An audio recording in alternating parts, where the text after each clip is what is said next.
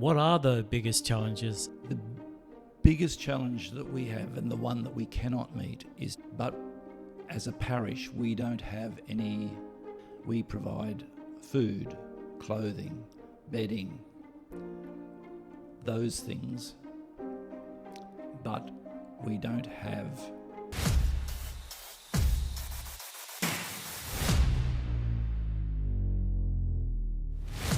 Welcome to a special edition of On the Road with Tar. Today we're making a stop to talk about a crisis affecting our community, homelessness. For many, it's more than just a lack of a home. It's struggling to find food to eat, a safe place to sleep, or dealing with health issues without resources to get help. Here in Bundaberg, there are those that are facing hardships daily. But despite all the challenges, local organisations are stepping up to provide support, such as the Anglican Soup Kitchen. And today joining me is a special guest from the organisation, Russel Cobb. He'll share with us insights of the services that they provide, but also a better understanding of the struggles and the challenges of hardships that these individuals go through each and every day. So please stick around to find out more as both me and Russell dive in to discuss further what goes on within the community. So let's get back to it. Hey guys, welcome back to the podcast On the Road with Tar. Today I'm here at the Soup Kitchen, the Anglican Soup Kitchen in Bundaberg, and I am joined today by a special guest, Russel Cobb. Hey Russell, welcome to the show. Thank you, Tar. I'm really pleased to be able to participate and join you. And thanks for taking the time to join me too as well. But before we kick off the show, as an icebreaker question, who's been the biggest influence in your life and what did you learn from them? I hope it's the divine. I hope that's the person who's had the most influence in my life. And at a temporal level, though, definitely my family, without a doubt. Yeah. So before we dive straight into the show now, for those that don't know who you are, can you please share a little bit about who you are and your background? I'm a Bundaberg boy, born in Bundaberg. Went away for a time in my career and by some mystery came back to Bundaberg, not really expecting that that was going to happen, certainly not as quickly as it did. And I'm married here and had my family here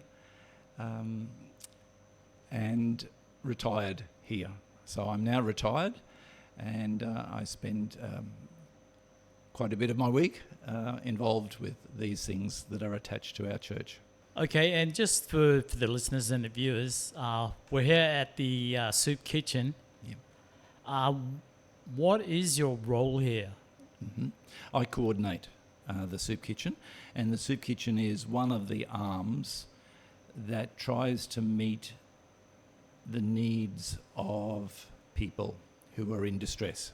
Can you elaborate more about the people in distress? So it may be that people are hungry, maybe it's that people need some blankets, maybe they need clothing, maybe they need some groceries, and they're the needs that we try to fulfill. Is that like the homeless? Yes, that would be. There'll be people who'll present for a whole range of reasons. It may be that they are homeless, maybe they are in rough sleeping circumstances, maybe they're struggling with cost of living, maybe they're struggling with mental health issues and need some support, and that support translates into food. So there's a range of reasons why people are here, and often they're interconnected. And the circumstances behind all of those needs are often very complex and sad. Can you also tell me more about what the Soup Kitchen offers for these people Right. So the Soup Kitchen offers a meal, a full meal for lunch every Thursday. In pre-COVID times, before March 2020, that meant that we would serve lunch in the dining room, and the volunteer staff would serve to table, clear the table, serve the next course, and so on. And we would try to create a cafe kind of environment, and we would really go to some effort to make sure that the food was presented nicely and that the tables looked good and that it was a nice, safe and welcoming and respectful environment. When the COVID restrictions came into force in March 2020, we had to flip across into takeaway mode. And I'm really happy that in that time, that really difficult time of restrictions, we continued without interruption. We didn't lose a week's service, and that was because the public health orders provided exemptions for services that were caring for the homeless. So we're still in takeaway mode. We are just careful in the post-COVID world about caring for everybody's health, the health of the people that we try to care for and the health of volunteers, that this is a safe place in terms of their own health and risks to their health. Just to circle back, Yep. what was it like beforehand? Would people come here to have their meals here? Or? Yes. Yeah, I love that. I love that that sense of community, of having people in the one space. And I was very fearful of losing that when we went into takeaway mode. But interestingly, we haven't lost that sense of community. Even those who come to us for the first time, they soon sense, I think, that this is a safe space. So now some people will eat in the park because we're located right beside Bus Park, a beautiful park in the middle of the city. Some people will come inside and they will eat casually, but it's not set up as a cafe and it's not set up like a full dining room, but they choose to come in. And other people will take their meal home if they've got a unit or something to go to. So it's various things. Okay, now, can you take us back to the beginning of how you actually got involved with the Soup Kitchen? Right. So the Soup Kitchen is just gone into its 14th year of operation. So it started in September 2011. The parish had been involved in social welfare work for many, many years, but this was a new initiative to serve specifically one day a week, every week, to serve a full meal to people. And that was a 3-course meal that we would serve to people. So when we first started, we were a little timid about what we were able to do, but that soon grew.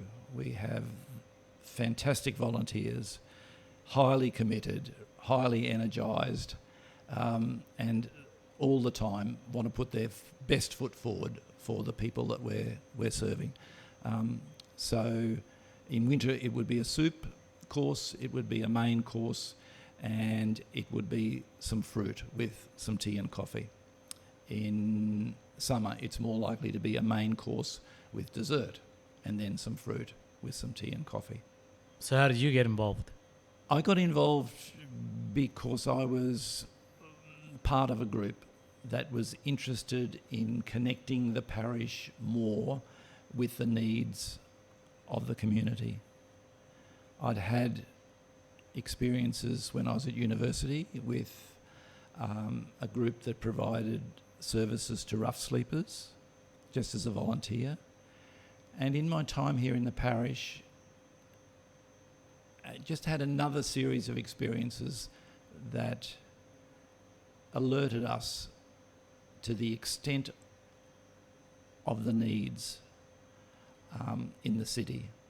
And we're an inner city parish, so we see a lot of the challenges that people with needs have. What are the biggest challenges other than what you were just talking about before? The biggest challenge that we have, and the one that we cannot meet, is to provide accommodation for people. We can direct them to providers. There's a men's hostel in Bundaberg. Bundaberg Regional Housing do fantastic work. But as a parish, we don't have any accommodation that we can put someone into when they're in a difficult circumstance. We provide food, clothing, bedding, those things, but we don't have the resources to provide accommodation. And we've all seen over recent years the extent to which rough sleeping has grown. It's a really big problem in Bundaberg, but I think every city is trying to meet the challenge of homelessness. Yeah, absolutely. I was down the Gold Coast a few years ago too, and I'd seen people sleeping down the beach. But they also held something like this where they could come and have something to eat and grab a meal, grab some clothes and stuff like that. Yeah. But for me, it's a new experience of a soup house. I'm a soup kitchen, and I just wanted to kind of learn more about the services. So in saying that, do you guys get support from the community or from other organisations? And the parish provides us with the infrastructure to do it, the kitchen, the dining room and all those resources. Then we have volunteers who come from both within the parish but also from the general community, and some of those volunteers have been with us for many, many, many years. We have farmers around Bundaberg who are wonderfully generous with sweet potatoes and strawberries, citrus, zucchini, all those sorts of things. Very good. But most of the other things are purchased and have to be financed by the soup kitchen. So one of the challenges is financing the service, but people are generous. Their parishioners, community members donate money. Community groups, QCWA groups, Lions groups, Rotary groups, the Men's Society in our church, very generous. So we have a number of groups that provide funding, and we do some fundraising. So Bunnings are very kind and they put us on their barbecue roster, and that's a nice steady stream of income there as well. So by the grace of God, we make do, and we get there. Every year we get there. We're not running at a huge loss. But something that I used to worry about was, how are we going to keep financing this? I don't worry about it now. It finances itself. It just seems to me that God's goodness comes through the hearts of generous people and things fall into place. I absolutely love that. What's possibly something you would like to see maybe improved upon if you had an opportunity of a particular area within the soup kitchen? I suppose extend the flow of the services, of support. It is without doubt accommodation. If we had a path for supporting people with accommodation, that would be the great thing. But we all know that homelessness is a really critical issue across this country, and the news is not good now or in the coming years to create the quantity of housing that's needed and the quantity of social housing that's needed. And that's going to be an ongoing challenge to us. We try to build some other services around the soup kitchen, so we partner with a group called Thread Together. Wonderful group of people who provide us with brand new clothing, ticketed clothing that's come out of shops. And so we have that on hand here. And while we also have good quality second-hand clothing that we provide, free of charge of course, it's nice to be able to offer people a new shirt or a new pair of jeans also free of charge. So that's been a great partnership, fairly recent in the last 2 or 3 years. We also partner with a group called Bundaberg Street Law, a lady called Jo Leverett, who is a solicitor, and she provides free legal advice to people who need it across a whole range of issues. We have a health clinic. It has the acronym BEACH, Bundaberg Easy Access Community Health. And so we're doing that once a fortnight, where people who want some medical advice can get that advice and a referral be set up for them. We don't provide clinical services on site, but creates a referral path so that they can get the medical treatment that they want. And the idea behind that is to try and identify health issues in people's lives and attend to them now, rather than wait for it to become a crisis or an emergency. We also do a sausage sizzle on Saturday afternoon, and that's a slightly different format from the soup kitchen on Thursday, and it is literally just a sausage sizzle. Sausage sizzle, maybe some desserts, freshly cut watermelon, something like that, tea and coffee, some bun loaf, an opportunity to have a yak and a chat.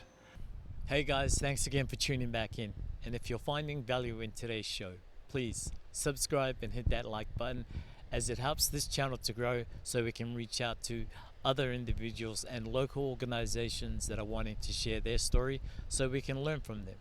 So, without further ado, let's dive back into it. Yeah, actually I got involved with that. I had the opportunity to chat with some of the individuals that came through, so Yes. yeah, appreciate So that. you've had that experience. It gives you a little bit of an insight, doesn't it?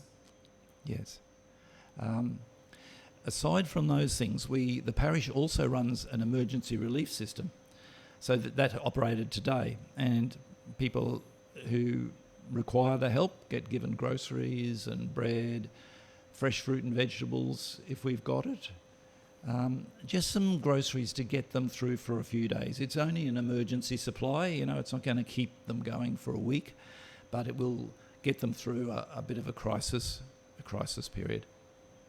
Does that mean you guys deliver it to people in crisis, or do they come in and pick it up? Yes, they come here. And correct. how do they find? There's really good referral resources here in Bundaberg, and that's something I really want to acknowledge. The good work that's done by so many providers in Bundaberg. Andy's Place have been doing it for many years. I think 25 years have been providing meals to those who are in need. And there are other groups that also do it. Angels have done some wonderful work. The Restoration Church is doing some terrific work. So there's many groups in the town who are trying to support, and that's all been collated, and it's fairly well known when those services are. So if someone comes here on a Wednesday afternoon, and we're prepping on a Wednesday afternoon, we have a preparation team that gets ready for Thursday's lunch. Then we can refer them to the tea around at Andy's Place, because I know that they're going to be putting on a tea. Probably, the other thing I should mention is our own shop. So we have an op shop that has been in operation for many years. It has a really good reputation in the city for providing good quality, very low cost clothing. But when we have people who are needy, that cost just gets wiped away, and we provide that clothing, and there's a team of people who operate the shop, and that's 5 days a week. Another group that works with us is the mobile shower unit run by one of the Lions clubs of Bundaberg. So every Thursday afternoon they bring in a trailer that's got 2 showers, 2 washing machines and 2 dryers. Fantastic resource, and it's just another opportunity who are rough sleeping to get their clothes washed and to have a shower. There are other services in the town, but that's one of them. So it's a terrific resource to have. So they're a mobile service that comes here? They do. They come into our car park. Yes. Yeah. Cool. So they arrive sort of mid-afternoon, and they're here for the rest of the afternoon on a Thursday. Do you feel like sometimes that the people that need help struggle to attend or turn up to places like this needing the help, or? We do have people who come at other times that are outside, say, the soup kitchen time or the sausage sizzle time or the emergency relief time. And so when they come to the parish on those occasions, they come through the office. And so the ladies in the office or our parish priest, Mother Kate, will look after them and give them the groceries that they need or whatever we have available. So, Russell, why do you think the disadvantage or those that find themselves in the situations that they're at come here for your help? Yeah. Complex. Not easy to answer because there's not going to be one reason. There are going to be a series of circumstances in that person's life that have created difficulties for them. The thing that most shocked me when we started the soup kitchen was to hear about the violence that was in people's lives or had been in their life, whether that was a domestic violence or a childhood violence. And not just the extent of it, but the savagery of some of that violence. And I have no doubt that that marks a person's life forever. And some people recover. You know, they have something in their DNA, or they have a family network, or they have a social network, or they have some sense of cohesion that helps them to recover. But it seems to me that some people are forever marked by violence, and then that starts to affect other things in their life. So maybe they fall into some kind of addiction trap, whether that's gambling or drugs or alcohol, and maybe that's been used as a coping mechanism. Then there are the mental health issues that many people are carrying. And so those things together can be crippling to people, especially when they have some sort of health crisis and they don't have some sort of support around them when they've got that health crisis. So it's a difficult situation, but I have absolutely no doubt that we have many people in the community who are really needing, really struggling, and are really disadvantaged. And I'm just so grateful for what does happen in Bundaberg to support those people and their needs. Are there any final thoughts that you would like to share with the audience and the viewers? Yes, certainly, Tar. I'm incredibly grateful for the support that the Soup Kitchen gets from Bundaberg community. There is a lot of goodwill in this city for people who are poor and disadvantaged and marginalised, who are on the edge of everything. There is a lot of goodwill, and we're the recipients of that goodwill, and sometimes that's financial, and sometimes it's in manpower. We've got the Soup Kitchen has a really good team of volunteers, and it's unusual for us to be struggling to have enough people on site. We almost always have enough people to do the work that we've got to do. I'm challenged by, as I've said before, the lack of accommodation services, and I think if there's something that we can do as a community is that we have to advocate for change. We have to advocate for housing, and especially for social housing, as a means of solving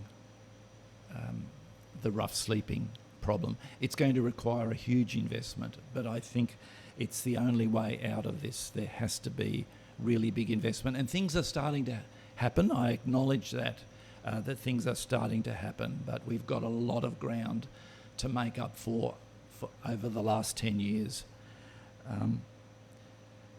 We sometimes feel like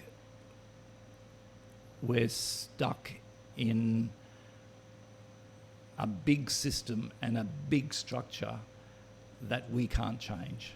And accommodation is that big system and that big structure that we can't change. And so we just have to meet the needs that are in front of us at the time. And I don't think a compassionate society can ignore those needs. When someone is standing in front of you, you have to respond to need. And so I hope we do the best we can to meet a little bit of that need in some people's lives. Yeah, heartbreaking to hear It is. What's going on in the community. Unfortunately, there's only so many services available to help out in certain areas. Yes. And one of the huge ones to try and reach out to people that are struggling. Yeah. Because like you said, it's a crippling ripple effect of one disease to one addiction to self-sabotaging. They say that there are many families that are only 2 events away from complete crisis. It could be a loss of job, or it could be a marriage breakdown, and boom, you're over. That people can be over the edge. Not everybody will be over the edge, but that's where it will send some people. They will be over the edge. I think life is a brittle thing. It's fragile, and I look at families that have maybe an adult child who has high needs, maybe mental health needs or personality needs, and that person is in a good place because he or she is loved and cared for by their family. But not everybody has that support, and I think that's where it really becomes very difficult for people. What if someone wants to get a hold of contributing or showing support to the Soup Kitchen? Yep. How can they get a hold of you? Yes, they could do it through me or through the parish office. So sometimes people will come in and they will just make a donation, and they'll do it at the parish office, and the parish office make sure that those funds get put into wherever it was asked. If it was the Soup Kitchen or emergency relief or whatever it is, they will make sure the funds get directed to the purpose that they were donated for. And is there a website that people could follow? The parish does have a website, but it's currently being rebuilt, so Okay. I'm not sure what the status of the old one is. So I could just add your name and your phone number through Yes. in the description so that people Certainly. can get a hold of you. Be lovely. And Yes. then you can take it from there. Yes. Russell, thanks again for joining me on the show, and to all those out there who are listening, who are watching, please show the support by, it doesn't have to just be the Soup Kitchen alone. There are other services, as Russell mentioned earlier on. Get a hold of them, join in, be a part of supporting the community wherever they may be. And again, Russell, thank you again for taking the time to join me. Thank you for the opportunity. Thank you, mate. Lovely time. Thank you.